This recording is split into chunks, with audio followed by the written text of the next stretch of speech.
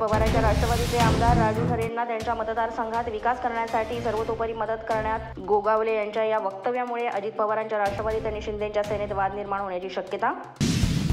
2019ला शिंदेंना मुख्यमंत्री होण्याची इच्छा होती, मात्र महाविकास आघाडीत असताना शिंदे ज्युनियर होते, त्यामुळे ते मुख्यमंत्री होऊ शकले नाही। ठाकरे गटाचे खासदार संजय राऊत यांचं वक्तव्य।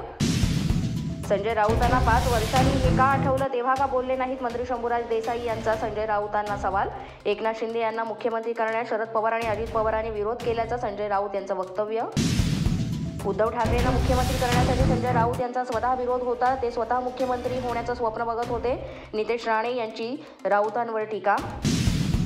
शरद पवारांचा एकनाथ शिंदे यांना मुख्यमंत्री करायला विरोध नव्हता, मात्र शरद पवारांचं नाव पुढे करत काही लोक मुख्यमंत्री बनले। उदय सामंत यांचा गौप्यस्फोट। हा फक्त महाराष्ट्राचाच नाही तर देशाचा अपमान। राहुल गांधींच्या पोस्टनंतर उपमुख्यमंत्री एकनाथ शिंदे यांची टीका। राहुल गांधींनी माफी मागावी, शिंदे यांची मागणी। राहुल गांधींच्या पोस्टवरून भाजपने केलेल्या टीकेला काँग्रेसचं प्रत्युत्तर, हा दुटप्पीपणा। पंतप्रधान मोदींनीही जयंतीच्या दिवशी श्रद्धांजली वाहिली, विजय वडेट्टीवार यांचा आरोप। हे हिरवे साप नेहमी आमच्या शिवरायांचा द्वेषच करतात। राहुल गांधींनी शिवप्रेमींची माफी मागितली पाहिजे। राहुल गांधींच्या पोस्टनंतर नितेश राणे यांची प्रतिक्रिया। राहुल गांधींनी देशाची माफी मागितली पाहिजे, आमदार संजय गायकवाड यांची मागणी। राहुल गांधींना शिवाजी महाराजांची जयंती आहे का पुण्यतिथी हे सुद्धा माहीत नाही, हे निषेधार्थ।